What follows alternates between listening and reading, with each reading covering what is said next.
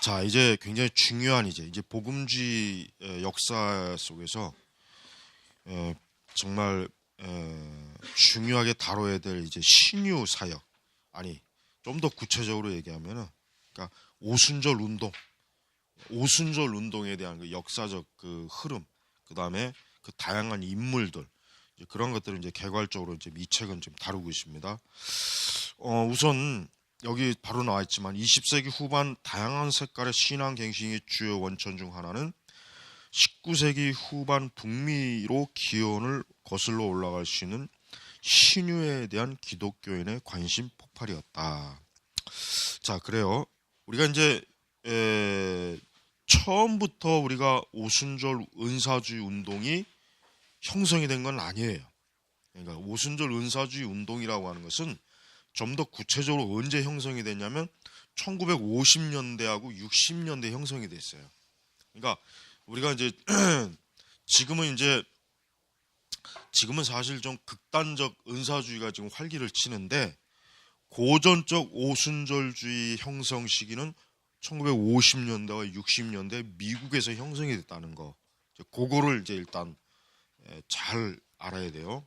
왜냐하면 우리가 이제 오순절 역사를 잘못 이해하게 되면은 괜히 오순절에 대해서 제대로 이해하지 못하면 자칫하면은 오순절 자체에 대한 그 이해를 잘못하는 것 자체가 또 큰 문제를 일으킨다고. 그러니까 오순절을 이해해도 바르게 이해해야지, 잘못 이해하면 그 자체가 또 골치 아파요. 그러니까 제대로 항상 뭐 어떤 것이든지 우리가 신학을 공부할 때는 이게 중요한 거예요. 어떤 현상이나 어떤 신학을 딱 알아도 정말 바르게 알아야 된단 말이에요. 그릇되게 알면 안 돼요. 그럼 또 문제가 또 커져. 그러니까 그런 부분에서 우리가 세심하게 잘 연구를 해야 돼요. 어떤 것이든지 마찬가지. 괜히 어설프게 한다거나 또 그릇되게 이해하는 거. 그게 아주 골칫덩어리라고, 그게. 그래서 오순절 은사주도 마찬가지예요. 지금 우리가 지금 오순절 교회, 이건 언제 형성이 된 거냐면 1950년대, 60년대 형성이 된 거예요. 그러면 그 이전의 사실은 어떤 거냐? 그 이전에 지금 여기서 이제 잠깐 올라가죠. 이제 이 신유, 그러니까 이제 막 이제 20세기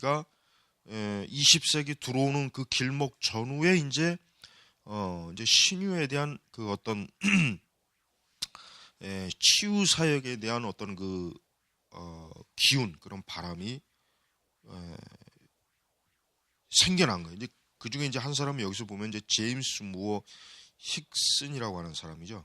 그러니까 이 사람이 일단은 성공해서 1919년에서 24년까지 주로 호주를 중심으로 영어권 세계를 순회하면서 이제 치유 사역을 했다 그랬단 말이에요.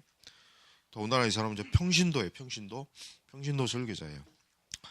이제 그렇게 하다가 이제 2차 대전 이전까지는 어때? 2차 대전 이전까지는 그런, 지금 이 사람뿐만 아니라 이런 치유 사역을 가지고 그냥 이렇게 뭐 어떤 대규모 사역이 아니라 이렇게 이제 곳곳 지역마다 순회를 하면서 그런 사역을 한 사람도 있었어요. 그러다가 이제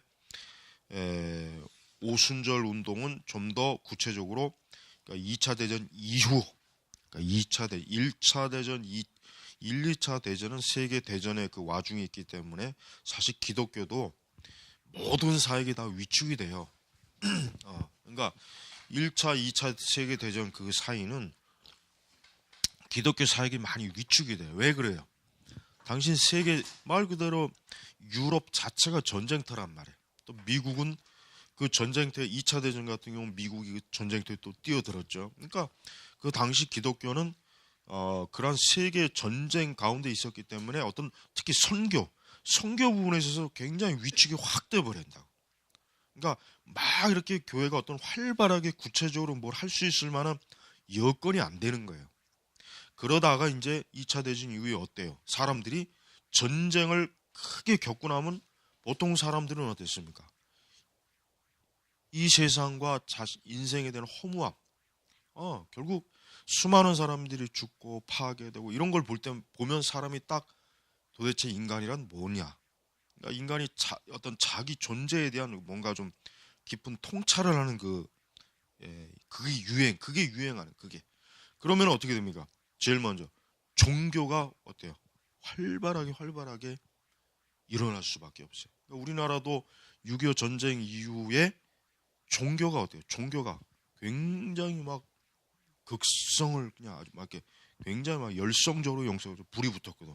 기독교도 특히 이제 기독교가 전쟁 이후에 굉장히 많은 사람들에게 어떤 그 소망, 어떤 기독교적인 어떤 메시지를 주므로 사람들에게 위안을 주는 그런 일도 우리나라도 있었단 말이에요.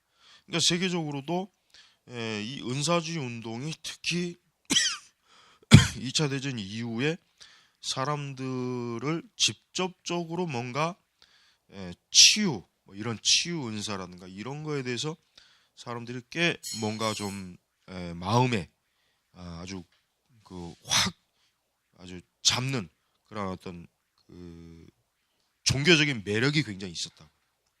그래서 여기 지금 에그니스 샌퍼드 같은 사람, 여기 지금 유명한 사람 이름이 다 나와요. 에그니스 샌퍼드 나오죠. 캐더린 쿨먼 나오죠. 이 캐더린 쿨먼은 내가 볼 때는 마녀야 마녀. 솔직한 얘기로. 근데 그 사람 설교를 또 내가 설교집도 있는데 6권짜리가 또 설교집 읽어보면은 굉장히 또 그 설교집 자체로는 굉장히 좀 뭐라 그럴까. 지금 오늘날 이렇게 복음주의자들이 설교하는 거 못지않게 굉장히 어떤 좀 건전해요. 나도 이 여자가 어떤 설교를 했을까 하고 궁금해서 들여다봤는데 상당히 건전한 편이야. 그래서 굉장히 설교가 그래도 건전한 편인데 하는 짓은 마녀야. 그게 문제. 이 캐더린 쿨만 때문에 이 사람의 영향을 가장 받은 사람이 베니인이고 베니인 자체는 이 캐더린 쿨만을 아주 우상숭배하듯이 자기는 이 캐더린 쿨만의 이 캐더린 쿨만의 아주 영에 힘입은 그러한 사역을 하고자 하는 그 소망이 젊은 시절부터 이 베니인에게 있었다고요. 여기 지금 쭉 읽어보면 나오지만 아주 뭐 유명한 뭐 T.L. 오스본이니 오랄 로버츠니 뭐 하여튼 지금 이 오순절 역사에서 하여튼 한 획을 그은 그런 인물들의 이름이 다 나와요. 다 나온단 말이에요. 지난번 카페에서 그 설명을 어떤 질문이 왔던 그 인물도 역시 여기 나오고. 자, 일단 에그니스 샌퍼드는 지금도 이 사람의 이 여인의 책이 지금도 있어요. 이 사람은 우선 자기 자신이 어떤 우울증에 깊이 빠져 있는 가운데서 신유의 그러니까 어떤 안수를 받고 어떤 치유 안수를 받고 그것을 어떤 개인적으로 그 우울증에서 좀 이렇게 어떤 치료받은 그 경험을 통해서 사실은 이제 에그니스 샌퍼드는 이 신유 사역을 굉장히 어때요?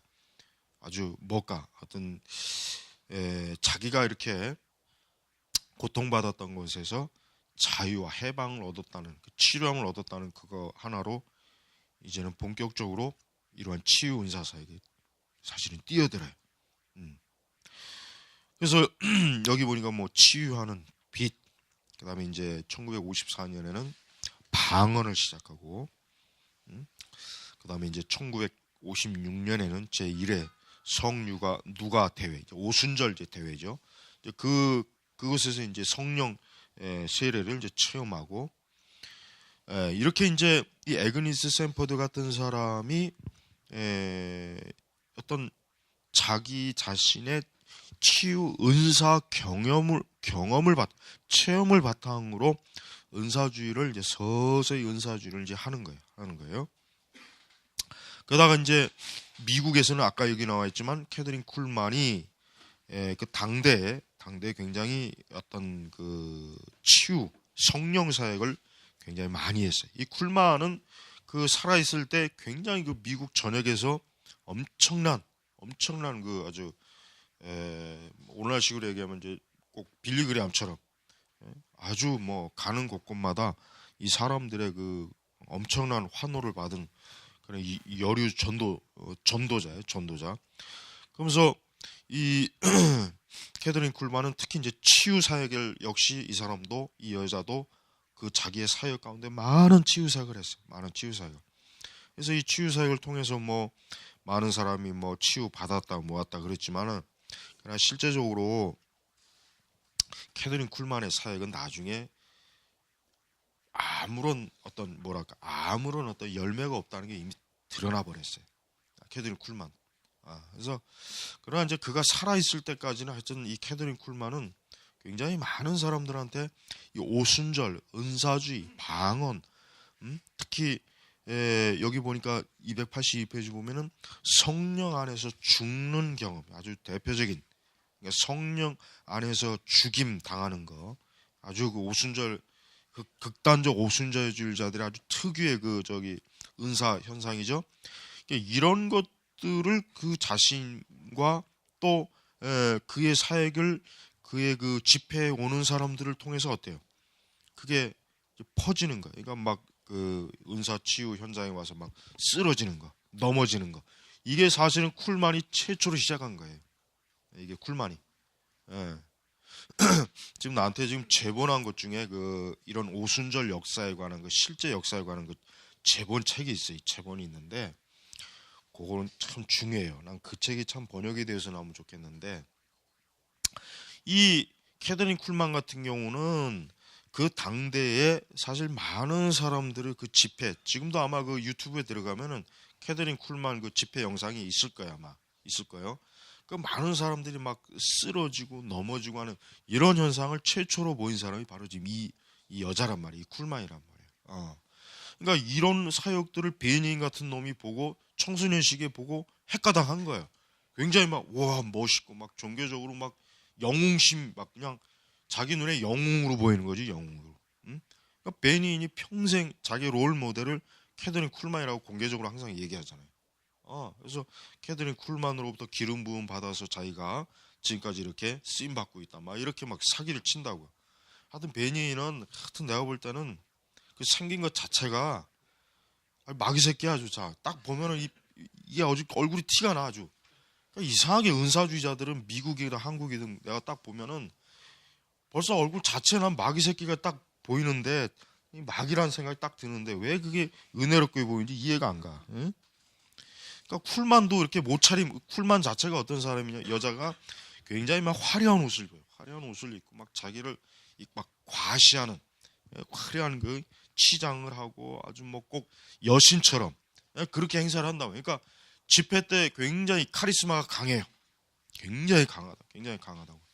그러니까 이 캐더린 쿨만 같은 사람은 지금도 미국의 오순절 은사주의자들에게는 아주 굉장히 영웅적인 그런 존재로 지금도 많은 사람들이 지금 보고 있어요. 존 아노트 하여튼 이 은사주의 요 지금 책에서는 아주 은사주의 대표 사기꾼들이 다 나옵니다. 지금 283페이지 중반에 보면은 스미스 위글스워스 나오죠. 이 스미스 위글스워스는 죽은 자를 살린다는 또 그 치유 사역도 굉장히 하여튼 그 짓도 많이 했어요. 두플레스 나오죠. 이 두플레스는 뭐 미스터 오순절이라는 별명 가지고 있는 거. 그러니까 근데 봐요. 우리가 이제 전반적으로 은사주의자들의 배경을 좀 살펴봐야 돼. 첫째, 은사주의자들의 배경은 성공회가 유난히 많고 성공회 유난히 많아요. 성공회가. 그러니까 은사주의 배경자들 중에 장로교도가 없어요. 초창기에는. 그게 왜 그러냐? 가만히 봐. 성공회 자체가 뭐예요? 성공회 자체가 의식주의거든. 그 다음에 성공회는 일단 성공회 내부는 두 그룹, 복음주의 성공회와 카톨릭 성공회가 나눠진단 말이에요. 이게 또 나눠진다고 그 안에서는. 그러니까 대체로 이 성공회 사람들이 이 은사주에 굉장히 거기서 많이 뛰어들어요. 나와 거기서 많이 나오고 영국에서도 마찬가지라고. 영국에서도 이 은사주의가 누구로부터 어떤 교파에서 나오냐? 성공에서 나온다고요. 성공에 있는 사람들이 전부 다 은사주의 인물이 거기서 다 나와버린다고. 그다음에 사실 로이드 존스도 참 내가 안타까운 게 로이드 존스가 이 은사주에 대해서 너무 분별력이 없었어요. 그건 사실이야. 정말 이게 참 너무 그러니까 로이 존스가 당대에 이안 머리의 그 전기집에 나오지 않지만은 그건 안 나와요. 이안 머리가 그건 안 썼다고. 로이 존스가 당대 영국의 은사주의자들을 굉장히 많이 격려했어요. 너희들 잘하는 거다. 지금 영국 교회가 죽어가고 있으니까 너희들이 이렇게 성령 운동 일으키라. 굉장히 많이 그 격려를 엄청나게 많이 했다고. 그게 너무나 그게 잘못된 거란 말이에요. 그게. 그러니까 내가 볼 때는 로이 존스 목사님이 말년에는 좀 총기가 흐려진 거예요. 틀림없어. 좀 더 냉철하게 이게 좀 이게 젊은 시절 같이 이렇게 냉철하게 논리적으로 이렇게 좀 봐야 되는데 나이 드시고 난 은퇴한 이후에 이제 몸이 약해지고 막 그러니까 뭔가 좀 이 감성적으로 좀 치우쳤어요. 그러니까 그 영국 교회 어떤 은사주의 그룹을 보면서 어떤 거기에 어떤 부흥 또 영국 교회 부흥 어떤 새로운 하나님의 성령의 역사로 어떤 각성이 일어나지 않는가 이제 그런 기대를 하면서 이 은사주의자들에게 소망을 둔 거예요. 다른 그 그룹들은 다 보니까 뭐 사실 뭐 그건 현실적으로 그건 사실이지. 왜냐하면 대다 다 죽었거든. 영적으로 다 죽었어. 자기가 볼 땐 다 죽은 거예요. 당신이 볼 때. 도대체 소망이 없어. 그런데 이 은사주의자들이 어때? 굉장히 겉으로 볼 때 영적으로 뭔가 좀 기운 있고 활기차 보이는 거예요. 그러니까 로이 존스가 이 영국의 은사주의자들을 통해서 하나님께서 이 하나님의 교회를 부흥시키려고 이러한 자들을 일으키시는 것이 아닌가. 그래서 그들을 굉장히 격려 많이 하고 그 모임에 가서도 그들을 그때 그 은사주의는 전부 다 젊은 애들이거든. 그러니까 그냥 또 은사주의자들은 자기들의 그 은사주의 운동이 아직까지 여전히 어떤 신뢰성을 못 받는데 로이 존스 같은 아주 그냥 영국 교회 대설교 명설교가 격려해 주니까 아주 막 천군만마를 얻는 거지. 그러니까 로이 존스 생애에 있어서 이안 머리의 전기집에 그게 안 나온 게 나는 참 아쉬워요. 로이 존스가 영국에서 은사주의자들하고 어떤 일을 했는지 어떤 활동을 했는지 저 책에 싹 빠졌단 말이야. 그러니까 나중에 이 로이 존스에 대한 그 평전이 다른 또 누군가가 낼 때 그 부분을 꼭 다뤄야 돼요. 그 부분을 다뤄서 로이 존스가 말년에 영국 내에서 은사주의자들을 어떻게 교류했고 어떤 대화를 나눴고 어떤 그런 것들을 했는지를 그걸 다 밝혀내야 된단 말이에요. 그러니까 로이 존스의 이 부분은 우리가 좀 냉철하게 비판해야 돼요. 그래서 뭐 영국에서도 많은 그 로이 존스를 지지하는 많은 개혁주의자들이 그 로이 존스의 그 성령 은사 운동에 참여하는 거에도 굉장히 우려를 많이 했다고. 저 양반이 왜 저런데 자꾸 저렇게 관여하고 왜 저런데 자꾸 치우치는가? 왜 은사주의에 자꾸 이렇게 관심을 갖는가 하고 우려를 많이 한 거예요. 자, 그래서 이제 계속해서 이제 그 3장으로 오순절파 영향력 부흥 갈망을 보면은 이 데이비스 두플레시스 아주 이놈도 사기꾼이에요. 하여튼 여기 나오는 인물 중에 정상적인 인물은 없어요. 그냥 아예 딱 그렇게 전제를 하고 봐야 돼. 이 기독교 카톨릭 사도 교회가 파송한 그러한 그러니까 이 두플레시 같은 사람은 바로 이제 이와 같은 이와 같은 단체와 연관이 돼가지고 어때요? 이 아프리카 쪽으로 선교도 가고 그런 데 가서 또 이제 은사주의 운동도 막 일으켜요. 스미스 위글스워스 같은 사람, 이 사람도 그 당대 영국 아주 오순절 그 전도자로서 아주 대부야, 대부. 아주 전설적인 인물이라고. 이 사람도 생전에 앞으로 세계적인 부흥이 있을 것이다. 그러니까 이 두플레스 전기집에 이 말이 나와요. 나도 직접 봤어. 앞으로 세계적으로 교회가 전 세계적으로 부흥이 있을 것이다. 그 어떤 부흥이냐? 은사주의 부흥이 있을 것이다. 은사주의. 그러니까 이 두플레시 같은 자는 이제 그러한 그 위글스워스 같은 아주 은사주의 대부가 하는 얘기라 잘 귀담아 듣고 있다가 그와 같은 그 예언이 언제 성취될까 하는 막 그러한 기다린 가운데 자기 자신도 어때요? 부지런히 오순절 세계 대회 창설된 이후 국제 사역. 그래서 1951년에 NCC 소속 주류 에큐메니칼 지도자 교제하고 국제적으로 로마 카톨릭뿐만 아니라 WCC와도 관계를 맺는다. 이게 이제 바로 이제 이러한 교류가 이제 이 로마 카톨릭 진영에도 어때요? 은사주의가 흘러들어가는 이 통로가 이제 경로가 되는 게 경로. 이 WCC도 마찬가지고. 그래서 이 두플레시스는 그런 이 국제적으로 이제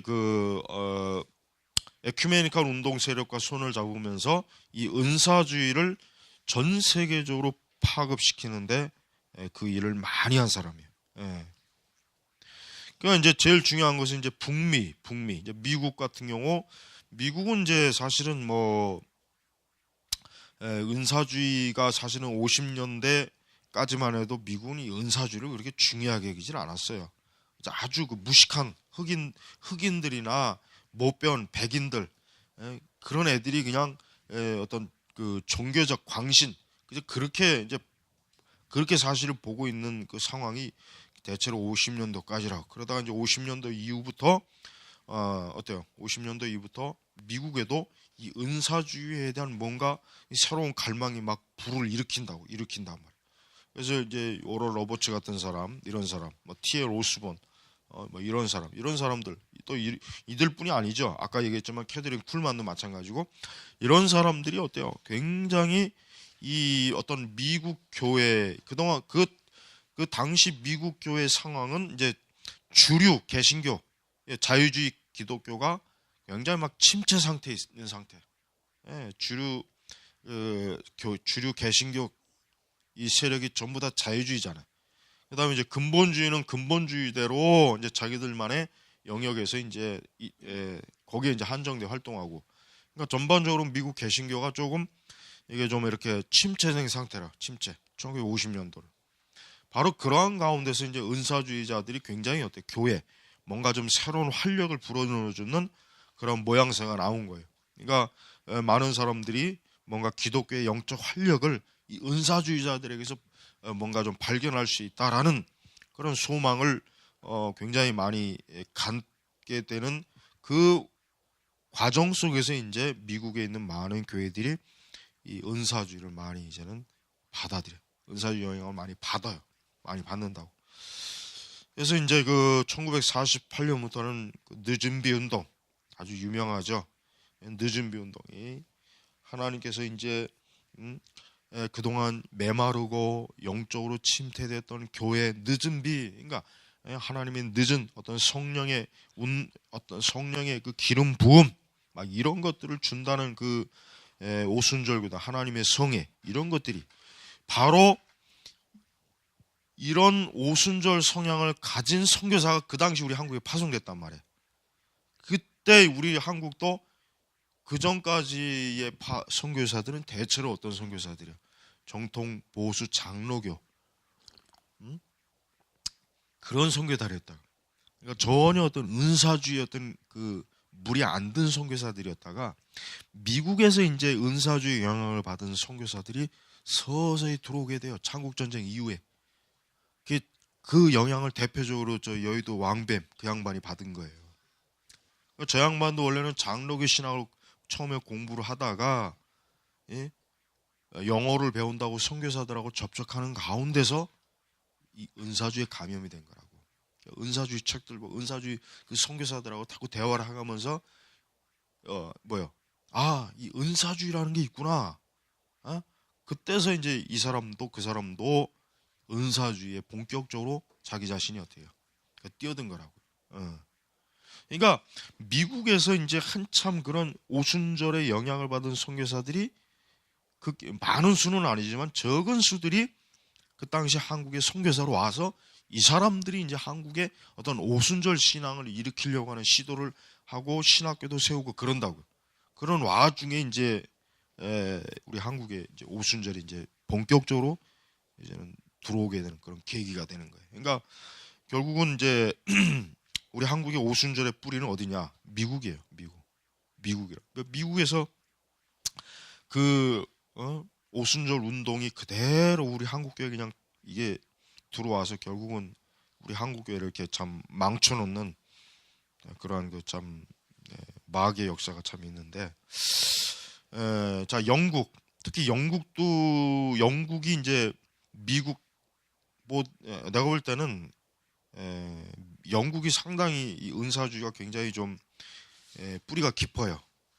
뿌리가 깊어. 그래서 여기 존 스토트 나오지만은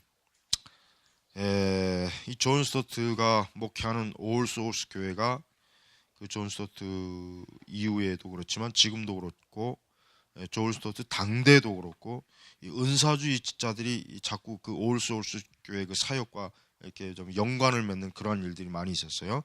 물론 이제 나중에 이제 존 스토트는 분명히 오순절 은사주의하고는 좀 거리를 둬요. 존 스토트는. 그래서 존 스토트는 이제 더 이상 은사주의다라고는 이제 관여를 하질 않아요. 그러나 많은 영국 국교의 목사들이 사제들이었대요. 이미 그때는 은사주의에 너무 많이 깊이 빠져 있어갖고 영국 국교에서 이 사제들이 아주 정신을 못 차려요. 아주 이 은사주의 완전 미친 애들이 너무 많다며, 너무 많아가지고 영국 교회 아주 큰 골칫덩어리들이라고. 자, 영국의 그 1858년부터 60년 영국 복음주의 대각성을 주제로 옥스퍼드에서 PhD 논문을 쓴 얼스터 출신 어드원 오어가 강단과 글을 통해 연속되는 부흥 메시지를 지치지 않고 전 세계에 전했다. 또 그 외에 여기 보면은 뭐 여러 사람 형제단 출신도 있고, 자 보세요. 그러니까 은사주의에 빠지는 그 사람들의 출신 자체는 항상 뭡니까? 종교개혁주의적인 교리적인 기반이 없는 교단들이에요. 그런 출신들이라고. 그런 데서 은사주의가 다 지금 은사주의자들이 전부 다 그쪽 출신들이 지금 초창기에 전부 다 거기서 다 나와요. 예? 이건 뭘 얘기하는 거냐면은 결국은 19세기 말과 20세기 초에 결국은 이 교리적인 기반이 급격하게 이게 추락하는 상황 속에서 은사주의가 이게 출현한 거예요. 그러니까 은사주의는 성경적 근거나 성경적 교리적 바탕 위에서 생기는 게 아니라고.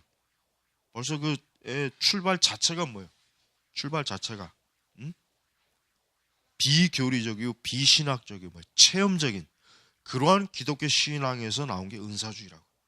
그러니까 은사주의 태생을 보면은 이 은사주의가 왜 이게 잘못됐구나 하는 것을 금방 알 수 있는 거라. 알 수 있다고. 자, 285절 하반절에 보면은 알미니우스 여기 보니까 알미니아적인 복음주의자만큼이나 개혁파 복음주의자도 이런 열정을 공유했는데 이는 부분적으로 순전한 부흥에 대한 마틴 로이드 존스의 열정 때문이었다. 여기서 간략하게 좀 지적은 해요. 그러니까 로이드 존스가 로이드 존스가 평생에 바란 게 뭐예요? 부흥이잖아요. 부흥. 대각성이라고. 그러니까 자기 당대의 이 부흥을 보고 싶어 했고 부흥이 일어나는 걸 굉장히 갈망했어요. 근데 사실 부흥이 안 일어났거든. 솔직한 얘기로. 역사 속에서 기록되는 그 부흥이 일어나질 않았거든. 근데 그러한 와중에 이런 어떤 오순절, 은사주, 어떤 성령 운동이라고 하는 이런 것들에 대한 막 열망과 열정을 가진 설교자들과 목회자들, 선교사들이 영국에서 자꾸 일어나니까 로이 존스는 이게 뭔가 영국 교회 하나님께서 부흥을 일으키시려고 하나님께서 일꾼들을 보내신 것이 아닌가라는 그런 생각을 로이 존스가 한 거예요.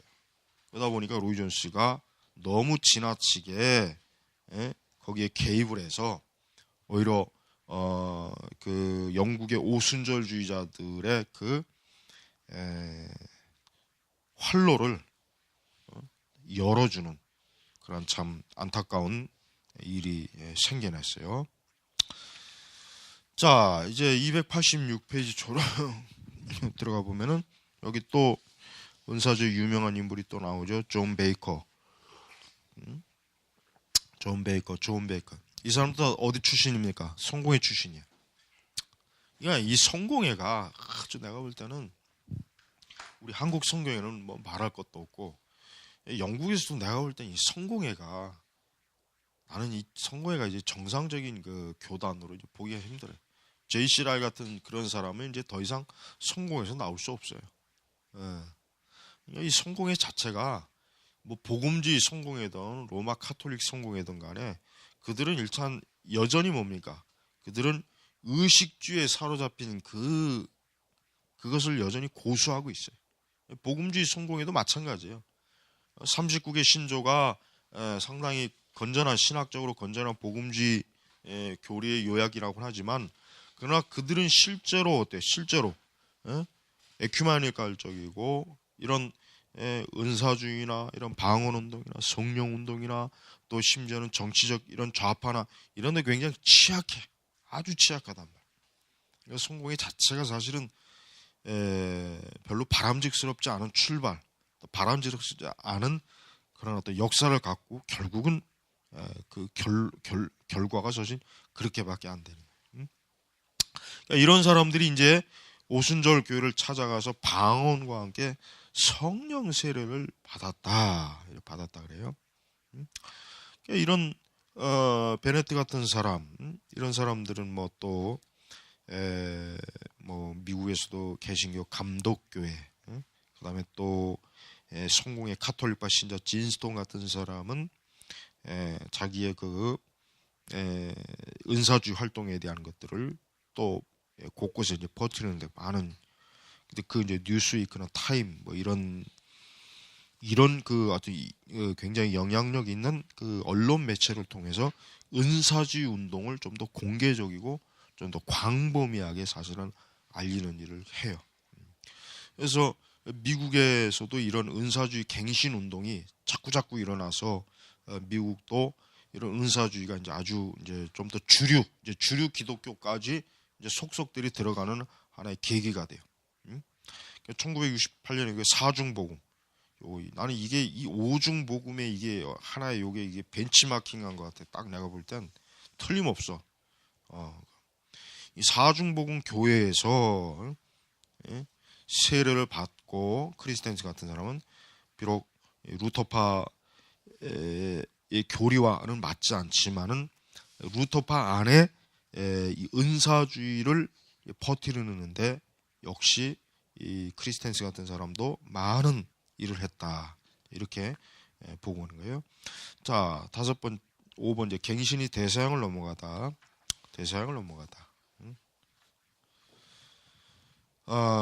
자, 그 288페이지 보면은 또 어떤 사람 마이클 같은 사람 나오죠.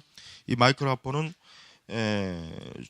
런던 그 올 소울스 교회 처치, 그러니까 그 존 스토트가 목회하던 거기에서 이제 보좌하는 신부였는데 이 마이클 하퍼가 역시 영국뿐만 아니라 그 대서양 양편으로 부지런히 은사주의를 퍼뜨리는데 많은 그 역할을 또 했습니다. 이제 영국 성공회가 좀 아까 얘기했지만 영국 성공회가 이제 영국의 은사주의의 어떤 핵심 기관으로서 사실은 자리를 잡아요. 그래서 영국 성공회 사제들 중에 이 복음주의권 사제들이 특히 은사주의에 많은 관심을 갖고 이런 자기들끼리 어떤 모임을 만들고 그런 은사주의 활동을 좀 더 조직적이고 체계적이고 또 그러한 책들을 또 많이 곳곳에 또 출발하는 그런 일도 했다는 거 우리가 알아야 됩니다. 특히 이제 289페에 보면은 좀 여기서 이제 좀 주의해야 될 게 뭐냐면 필립 에치컴 휴즈 이 사람이 가면서 나한테 지금 이 사람의 주석이 있는데 이 사람 지금 유명한 주석가예요. 사실은 또 로이 존스의 아주 절친한 친구예요. 근데 이 사람이 큰 문제를 일으켜요. 뭐냐면 이 사람도 그 당시에 이제 미국을 방문하면서 이 방언 현상을 보고 그 당시 오순절 은사주의 현상을 보면서 그것에 대한 이제 나중에 이제 자기가 이제 어떤 매거진에 이제 글을 써요. 글을 쓰는데 굉장히 오순절 은사주의에 대한 호의적인 평가를 297페이지 보면은 그러니까 이 사람도 굉장히 이 교회 어떤 성령의 활력, 이제 은사주의, 방언 막 이런 걸 통해서 교회가 막 성령의 막 기운이 넘쳐나고 활력이 넘쳐나는 걸 보면서 어때요? 휴즈는 자신이 목격하는 운동에 대한 전적으로 호의적인 평가를 이어가. 그러니까 그런 글을 공개적으로 쓰고 또 그 글이 어때요? 이 존 스토트와 그 영국에 있는 여러 또 복음주의 집단들에서 어때요? 그 글을 에, 여기 보니까 3만 9천 부가 올 소울즈 교회 깊이 연구했는 두 기도 모임 은퇴한 CMS 인도 선교사 조지 잉그램 같은 사람도 이 사람도 책을 좀 많이 쓴 사람이죠. 그러니까 이런 사람들의 어때요? 이런 사람들을 통해서 막 글이 퍼지는. 그러니까 그때까지는 이런 좀 더 영향력 있고 어떤 학식 있는 신학자의 어떤 지원을 받지 못하다가 이 휴즈 같은 사람이 글을 한번 쓰니까 굉장히 막 어때요? 어떤 여기는 휴즈 사설 덕에 성공의 복음주의 성지자 일부가 영국 갱신운동의 개척자가 되었다. 그러니까 영국 갱신운동, 이 갱신운동이란 말이 우리가 좀 관심을 가져. 왜냐? 아까 얘기했지만은 당시 영국 교회뿐만 아니라 영국 국교회나 비국교회나 사실 교회가 굉장히 어때요? 굉장히 침체 상태였다고. 심각할 정도로. 굉장히 심각할 정도로 침체.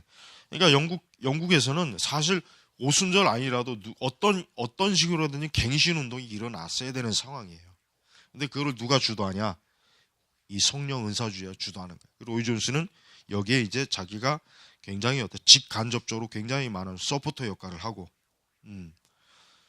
그래서 이제 필립 휴즈 같은 사람도 이런데 막 이렇게 공개적으로 이제 긍정적으로 이런 평가를 하는 글을 써주니까 얼마나 막 이제 날고 뛰는 거죠. 이제 막 이제 마치 영국 교회가 이제 전체적으로 이제 이제 은사주의로 인해서 이제 다시 뭔가 부흥할 것이다. 막 이런 막 엄청난 막 기대를 하는 거예요. 근데 그건 다 개꿈이에요, 개꿈. 결과적으로 봤을 때 전부 다 개꿈으로 끝나잖아요. 이렇게 은사주의는 어떻게 합니까? 290페이지 보니까 다양한 활동과 저작들로 인해서 어떻게 합니까? 영어권 기독교 세계 대중화된 거예요. 대중화. 이제는 은사주의가 저 무식한 흑인 어디 저 구석덩이에서 지들끼리 광신적 춤이나 추는 이런 게 아니라 뭐예요? 이제는 온 복음주의, 그것도 영어권 전체를 아우르는 그러한 엄청난 기독교의 하나의 현상으로 이제 자리매김한 거예요. 여기까지 잠깐. 자, 291쪽 보면은 이제 그 데이비드 윌커슨이 나오죠. 데이비드 윌커슨의 그 유명한 책은 십자가와 칼이에요. 이거 아주 오래전에 우리나라에서 책으로 나왔는데 또 몇 년 전에 보니까 또 다시 개정판으로 해서 깨끗하게 잘 나왔더라고요. 십자가 칼 내용은 뭐 저거예요. 이 윌커슨이 뉴욕의 이제 거기 가서 이제 갱들, 젊은 청소년 갱들에게 이제 복음을 전하는 그런 과정에 대한 하나의 간증집이에요, 간증집. 근데 그 책이 당시 책이 나왔을 때 굉장히 막 베스트셀러가 됐어요. 왜냐하면 그 말 그대로 그 뭐 거칠게 그냥 갱단을 만들어서 그런 애들에게 가서 복음을 전할 때 그들이 어떤 변화했을 때 그들이 어떤 회심을 하고 회개하고 뭐 이런 내용. 근데 이제 주로 그렇게 할 수 있었던 게 마치 그러니까 꼭 어떤 성령의 능력으로 그렇게 이제 한 것처럼 글을 써놨기 때문에 그 책을 보는 사람들마다 어떤 성령의 오순절 은사주의 운동이 사람을 회개시키는 능력이 충만하구나, 강하구나, 뭔가 이런 그 인식을 확 심어주는 그런 계기가 됐어요. 그래서 이 웰커스는 뭐 사실은 뭐 좀 어떤 복음에 있어서는 뭐 정확한 내용을 가르쳐요. 복음에 있어서는 정확한 내용을 가르치지만 그 외 나머지에 있어서는 은사주의 성향이 굉장히 강하고 역시 신복음주의적인 그런 기질이 강하기 때문에 사실 윌커슨 같은 그런 사람을 좀 주의해서 분별해야지 자칫하면은 마치 윌커슨 같은 사람이 굉장히 그 건전한 어떤 뭐 사역자라는 그 인상을 사실 줄 수가 있어요. 물론 그가 뭐 그렇다고 해서 뭐 지금 이렇게 은사주의자 같이 지금 극단적 은사주의자 같이 개판을 치거나 그러진 않았지만, 그러나 다분히 은사주의적인 성향, 그런 성령 운동 이런 것들에 대해서 예언 뭐 이런 것들에 대해서 굉장히 그 당시 그런 영향을 끼치는데 꽤 오랜 동안 활동을 많이 했다는 것은 사실이에요. 사실이에요. 자, 그래서 여기 보니까 이제 니키 크루스라고 하는, 니키 크루스가 이제 바로 그 대표적으로 그 갱단에 있다가 이제 회개하고 이제 사역자로 들어선 그런 사람이에요. 근데 지금 이 사람이 이제 영국과 미국을 오가면서 이제 막 많은 순회 사역을 하는데, 이런 사람들뿐만 아니라 이제 여기 보니까 또 프랭크 맥가이어 같은 사람, 이런 존 스튜어트와 마틴 루이스 비롯해 여러 인사, 영국의 아주 저명한 인사들이 있는, 그래서 강연도 하고, 후반에 에그니 샘퍼드, 레리 크리스텐도 영국을 방문하고, 그다음 마이클 하퍼, 크리스텐스는 방문은 마이클 하퍼가 방언 은사를 받는 중요한 계기가 되었다. 자, 보세요. 지금 1960년도, 70년도가 영국이란 나라가 어떠한 나라였습니까? 내가 알기에는 이 시기에 조영기 목사도 영국에 가서 부흥 집회를 했어요. 내가 언젠가 내 사진을 본 것 같아. 내 사진 봤어, 내가. 영국에 가서 부흥 집회를 했어요. 그러니까 왜 그럴 수 있었던 요인이 뭐냐면, 그 당시 영국 교회는 이 오순절 은사주의가 국교와 비국교회 전체를 막았대요. 막 불같이 막 엄청난 막 관심을 받고 그러한 역사가 일어나는 시기였단 말이에요. 그래서 이렇게 영국 교회 자체가 어때요? 은사주의로 휘청거려요. 은사주의로 휘청거린다고. 은사주의 앞에서 이게 뭐 어떤, 아까 뭐 필립 휴즈도 마찬가지겠지만은 이 분별력이 없는 거예요. 분별력이. 왜 그러느냐?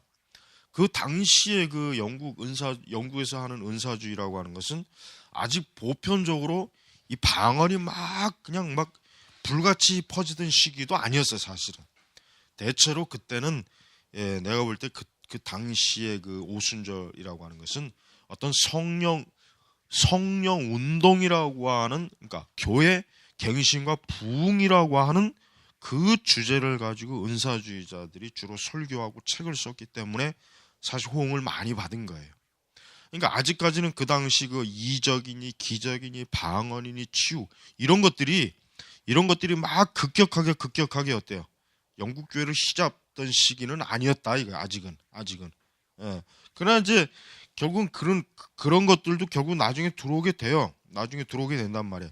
그거는 이제 1980년도쯤 되죠. 그러니까 그 당시는 이미 로이 존스 같은 분은 이미 벌써 뭐 돌아가셨기 때문에 자기가 그렇게 격려하고 자기가 그렇게 참 관심 있게 봤던 은사주의가 어떤 식으로 나중에 이게 정말 심각하게 성경을 이탈하는지는 눈으로 못 봤단 말이에요.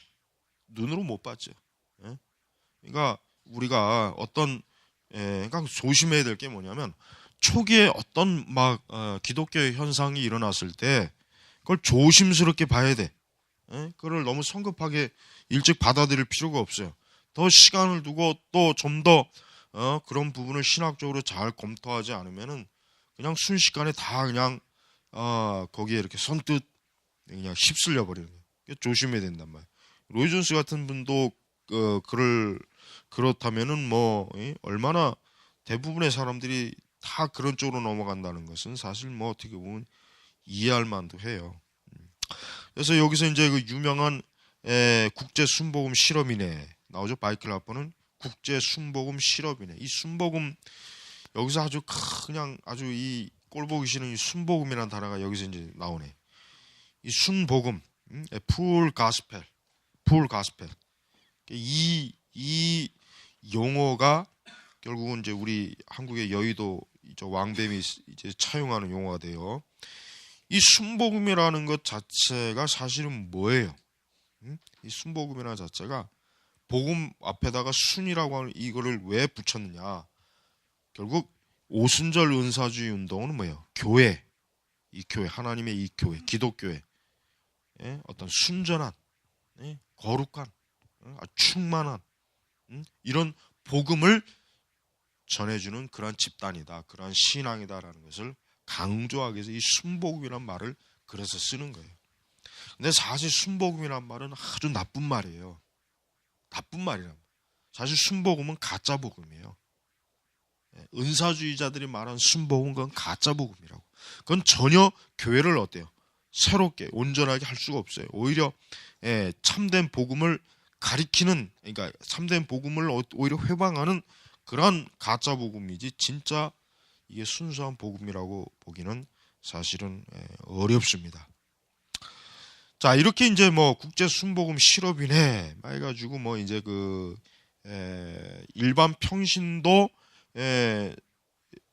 중에 영향력 있는 사람들이 순복음, 오순절 순복음이라고 하는 그런 테두리 안에서 모여서 서로 교회하고 이 순복음의 운동, 순복음 오순절파를 좀 전파하고 곳곳에 이렇게 증거하는데 많은 어때요? 많은 영향력을 사실은 끼칩니다. 그러면서 이제 또 여기서 이제 우리가 마이클 하퍼뿐만 아니라 존 콜린스 같은 사람도, 존 콜린스, 그다음에 그 유명한 HTB라고 하는 거, 홀리 트리니티 교회, 여기가 아주 은사주의 진영이 아주 굉장히 활동을 많이 한 그런 교회죠. 이렇게 영국은 엄청난 이 은사주의자들의 어떤 활동 아지트가 돼버렸어요. 아지트가. 특히 이제 영국 성공회를 중심으로 비국교도보다는 성공회가 특히 영향을 많이 미쳐요. 자, 293페이지 보면은 거기 보면 하반절 아까 나와있죠. 존 스토트는 어때요? 1964년 1월 열린 이슬링턴 성공회 복음주의 성직자 대회에서 은사주의식 성령 세례 이해에 대해 부정적인 해석학적 판단을 내림으로 전술한 인물들과 다른 길을 걸었다. 이게 참 천만다행이라고 생각해요, 솔직히. 물론 이제 왜냐하면 만약에 존 스토트가 이런 은사주의를 하는 자들을 그들과 지속적으로 만약에 교제를 한다거나 그들과 함께 한다거나 그들과 함께 연합해서 뭔가를 했다면은 아마 은사주의는 더 빠른 속도로 전 세계의 복음주의 교회를 아마 강타하지 않았을까. 그나마 존 스토트 같은 사람이 은사주의에 합류하지 않았기 때문에 그래도 많은 신복음주의권들이 그나마 덜 은사주의에 그래도 영향을 덜 받은 거예요. 만약에 존 스토트 같은 사람이 은사주의에 합류했으면은 신복음주의들은 전부 다 아마 다 거의 다 어때요? 은사주의에 아마 다 포함이 됐을 거예요. 들어갔을 거예요. 이 부분에 있어서는 로이드 존스보다 존 스토트가 훨씬 더 어때요? 굉장히 지혜로웠던 거예요. 로이 존스는 이미 이때 벌써 이미 이런 성공회의 이 은사주의자들하고 굉장히 깊은 교류를 해요. 격려하고 그들을 지도하고 그리고 그들은 로이드 존스에게 조언을 구한단 말이에요. 조언을. 근데 존 스토트는 딱 선을 그었잖아요. 이게 굉장히 잘한 거예요. 이게 참 이렇게 참 어떤 한 인물을 볼 때 이렇게 좀 이런 부분들을 보면은 참 하나님께서 하시는 일이 참 어떨 때는 우리가 이해할 수가 없는 일들이 많아요. 자, 이렇게 이 293조로 넘어가면은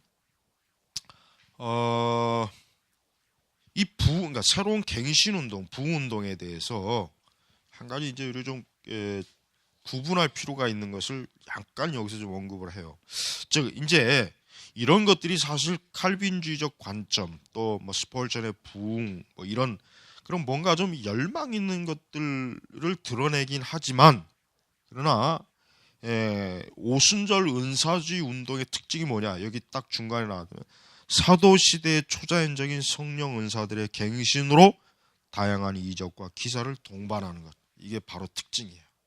이게 바로 뭐예요? 이게 바로 은사주의자들이 부흥과 교회 갱신을 위해서 그토록 목을 매는 가장 근본적인 이유가 뭐냐면 바로 여기 있는 거예요. 즉 현대 교회는 초대교회 같은 성령의 직접적인 이적과 기적을 동반하는 교회가 되어야 교회가 어때? 부흥한다. 이 침체에서 일어난다. 이 현대 문화 속에서 거의 정말 전멸하다시피 하는 교회가 새롭게 각성한다. 이 은사주의자들은 거기에 지금 몰두하는 거예요. 거기에 몰두. 그러니까 이 사람들이 은사주의 운동을 하면서 가장 열망하는 게 뭐냐면 사도 시대에 일어났던 이적과 기적과 성령의 은사가 나타나기를 갈망하는 거예요. 그거를 나타나기를 위해서 엄청난 막 오만 짓을 다 하는 거예요. 근데 안 되지. 그나마 유일하게 되는 게 뭐예요? 방언. 그나마 뭔가 좀 그래도 가시적인 뭔가 이런 게 유일하게 방언. 근데 그 방언 자체도 사실은 뭐예요? 그릇된 방언이거든. 그러니까 존 스토트가 이 성령 은사와 결별하게 되는 가장 결정적인 것은 방언이에요. 방언. 왜? 초대교회에 나타난 방언과 지금 그 당시 은사주의 하는 방언하고 너무 차이가 나거든. 아무리 성경을 깊이 주해보고 연구해봐도 그 은사주의자들이 성령의 방언이라고 하는 것과 성경에서 말하는 방언은 너무 차이가 나는 거예요. 그다음에 그리고 이제 또 하나 뭐냐면 이적과 기사도 마찬가지. 왜냐? 아무리 이적과 기사에 대한 열망 그런 거에 대한 뭐 신학적 은사주의들 아무리 그렇게 해도 잘 나타나지 않았어요. 나타나지 않았단 말이에요. 어떤 심리적 효과 그런 면에서 조금 뭔가 나타났지만 결국은 아무것도 나타나지 않았어요. 그러니까 어떻게 됩니까? 그러면 딱 이게 해봤으면 이게 아니구나라고 돌이켜야 되는데 오히려 더 극단적으로 나가요. 이 정도 갖고는 안 돼. 이 정도 미쳐 갖고는 안 되겠구나. 더 미쳐야 되겠구나. 더 극단적으로 더 극단적으로 나가는 게 지금 바로 뭐야? 토론토 블레싱 그다음에 신사도 이런 것들. 예? 그러니까 뭐 알파쿠스도 마찬가지고 알파쿠스도 초기에는 그냥 단순한 전도 훈련이었지. 그게 나중에 은사주의와 또 결합이 돼가지고 해괴망측한 짓을 저지를 줄은 누가 그걸 알았겠냐고. 그래서 우리가 이런 이 교회는 이렇게 참 이 잘못된 영적인 흐름에 한 번 이게 휩쓸리면요, 이게 마치 꼭 그냥 무슨 산사태에서 휩쓸리는 것처럼 헤어나기가 어려워요. 우리나라 교회도 보면은 내 기억으로 내가 1990년도부터 신학한 이후부터 지금까지 보면은 수많은 교회 어떤 그 바람, 운동 이런 게 많았어요. 주기적으로 하여튼. 근데 그와 같은 것들이 그런 교회를 과연 온전히 세웠느냐? 하나도 세운 게 아니라 오히려 교회를 갈수록 더 망치고 더 엉망으로 만들어버리고 교회를 더 무질서하게 만들었단 말이에요. 그러니까 결국은 사실 은사주의자들의 이제 실험은 이미 끝났습니다. 솔직한 얘기로. 이미 끝났어요. 이게 사실은 이제 은사주의자들이 이제 좀 정직해야 돼요. 자기들이 지난 100년 좀 넘게 했던 이 짓이 결국 교회를 망쳤다라고 누군가 양심선을 해야 돼. 저 여의도 왕뱀이 죽기 전에 그 양심선을 하면 좋겠는데 누군가 이걸 양심 고백을 해야 돼. 이젠 끝났다. 이젠 이 짓도 이젠 더 이상 하면 안 된다. 이제 이런 광신적 이런 미친 짓은 이제 교회에서 더 이상 끝내버리자. 이제 딱 누군가가 이게 딱 양심 고백을 해야지.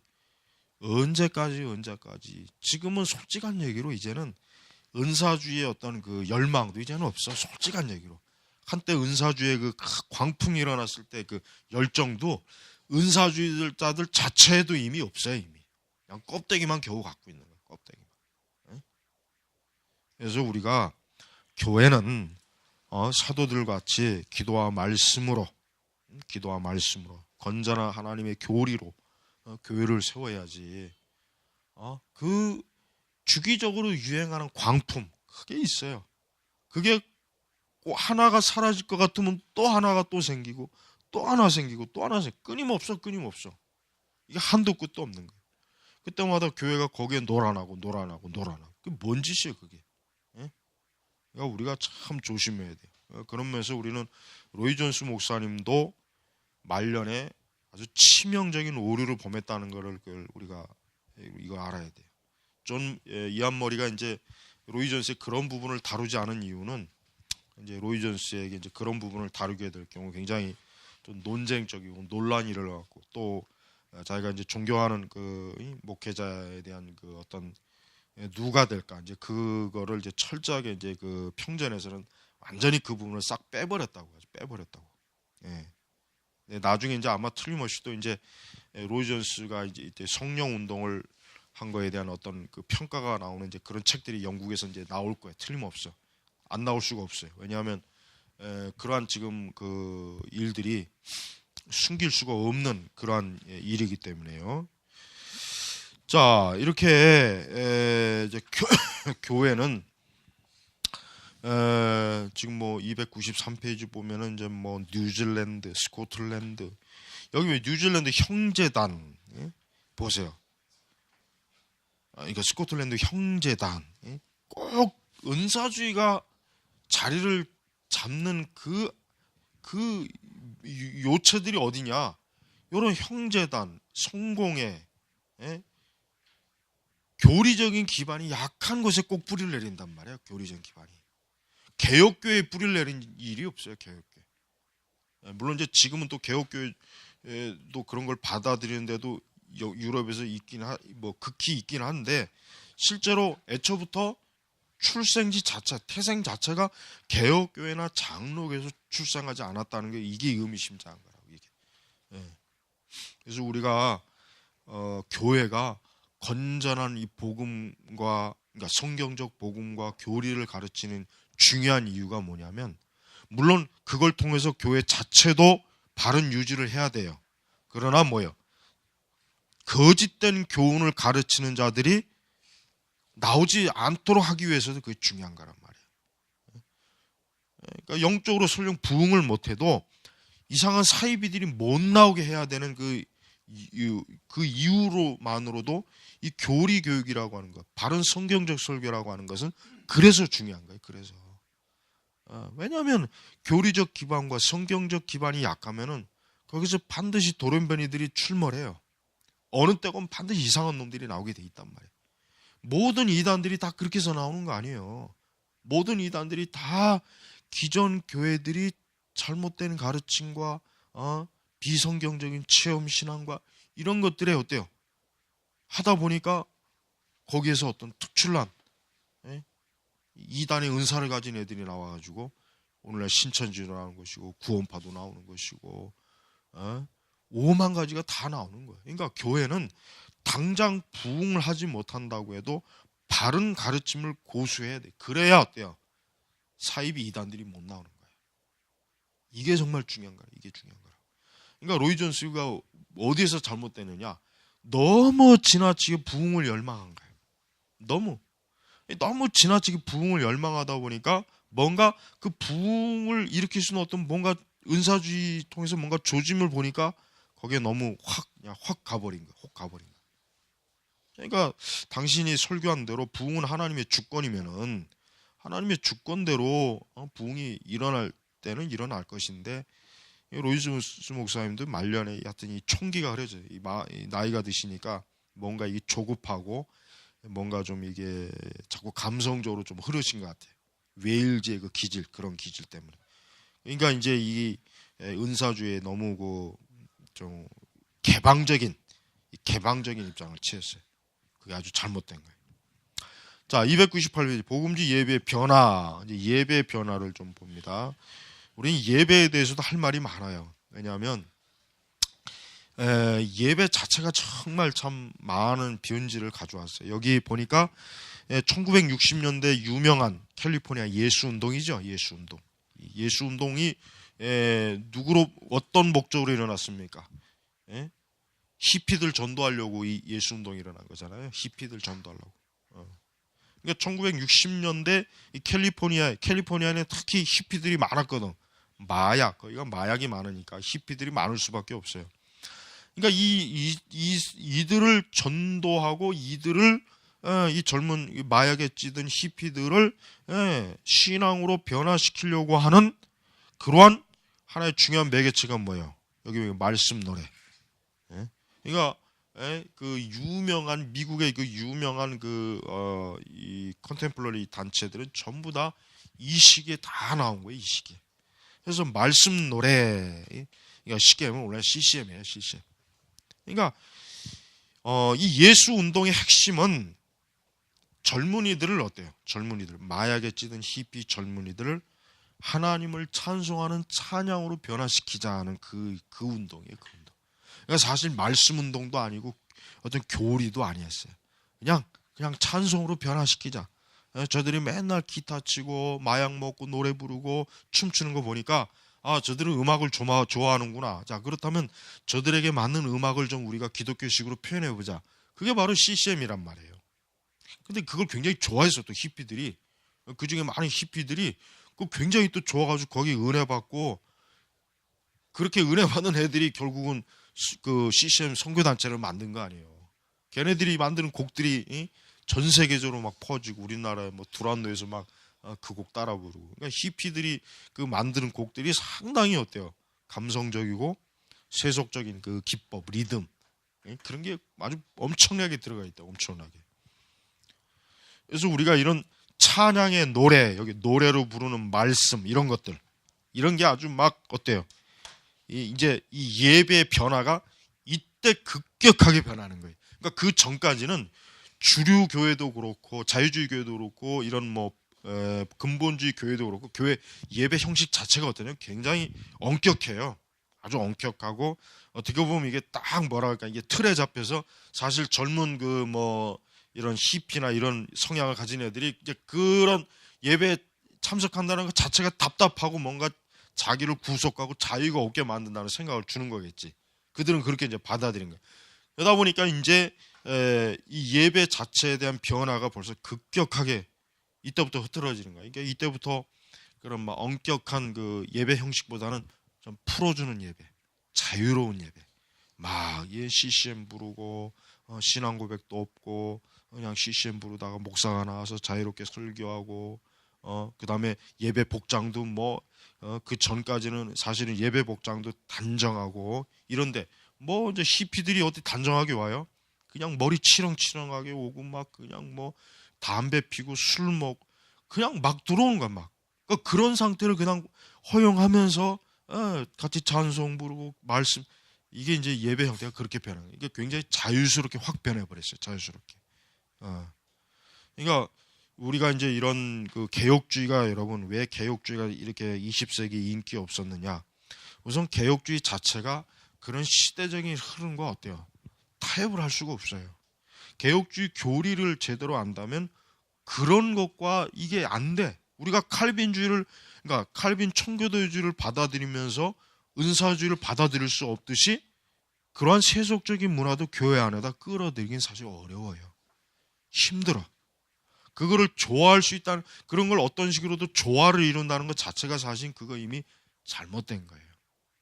근데 우리가 이제 개혁주의 신앙하는 사람들이 한 가지 소망을 가져야 돼. 뭐냐면, 내가 분명히 얘기하지만은 은사주의는 이미 끝났어요. 은사주의는 끝났고 사실 신복음주의도 이미 벌써 이미 미천이 다 드러났어요. 그러니까 지금 우리 시대 같은 때 오히려 더 청교도적이고 개혁주의적인 방식으로 나가면은 반드시 하나님의 교회는 어때요? 바르게 세워져요. 그런데 이것도 모르고 멍청한 놈들이 아직까지도 은사주의 쫓아가고 신복음주의 쫓아가면 걔들은 진짜 나중에 아무 죽도 밥도 안 돼. 걔들은 아무것도 안 돼. 이미 끝났대. 이미 끝물이란 말이에요. 끝물. 그러니까 그런 것도 제대로 파악을 못하면서 여전히 거기에 이렇게 빠져 있는 거 보면 참 너무 이게 참 생각이 없는 거예요. 이 세상이 어떻게 돌아가고 기독교가 어떻게 돌아가고 기독교의 흐름이 어떻게 돌아가는지 그걸 간파를 못하는 거예요 지금. 그래서 우리는 이런 여기 보면 영국 1980년대 가장 인기 있는 그 하비스트, 그러니까 스프링 하비스트, 여기서 뭐 해마다 전 세계에서 모여가 젊은 애들이 모여서 막 복음성가 부르죠. 그리고 여기서 부른 복음성가 집들을 금방 또 레코딩 해가지고 CD로 테이프로 뭐 막 엄청나게 또 한때 총 7만에서 8만 명 모였다 그랬죠. 1900년대 초 굉장했죠. 뭐 이랬대. 거기서 뭐 이제 OHP 뭐 이런 것들 뭐 막 활용하고, 그다음에 이제 시드니 호주가 특히 힐스 크리스천 라이프 센터 아주 유명하죠. 여기 뭐 어린애부터 해가지고 뭐 힐송 자체가 이 호주에서 사실은 제일 먼저 호주에서 이게 드러난 거거든요. 아주 굉장히 유명해요 여기가. 그러니까 이런 것과 은사주의가 짬뽕이 돼가지고 교회가 어떻게 돼요? 이제 완전히 다른 교회가 변한 거예요. 다른 교회. 그러니까 나는 젊을 때부터 이런 거를 쭉 지켜봐왔기 때문에 나는 이런 것들이 얼마나 교회를 얼마나 많이 해쳤는가를 나는 내가 이제까지 젊은 시절부터 지금까지 딱 왔을 때 나는 이걸 피부로 나는 뭐 내가 단지 책으로만 읽어서가 아니라 내 자신이 전도사 사역을 하면서 지금까지 오면서 이런 것들을 피부로 나는 확 느껴.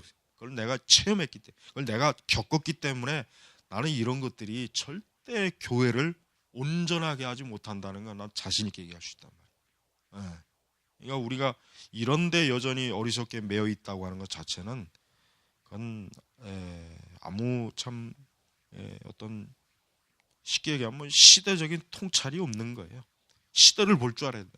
이 시대가 기독교가 과연 어떠한 시대를 지금 맞이하고 있는지를 알아야 돼요. 예? 여러분이 이제 이런 것들을 이제 좀 잘 유심히 좀 간파해서 앞으로 이제 혹시 이제 여러분 우리 앞에 세대 또 이제 다양한 게 또 나와요. 안 나올 수 없어. 또 다른 여러 형태가 또 나오게 돼 있다고. 그러니까 그런 것들을 잘 분별해야지. 그 분별 못하면은 같은 오류를 또 이게 범한단 말이에요. 조심해야 된단 말이에요. 자, 오늘은 여기까지 하고.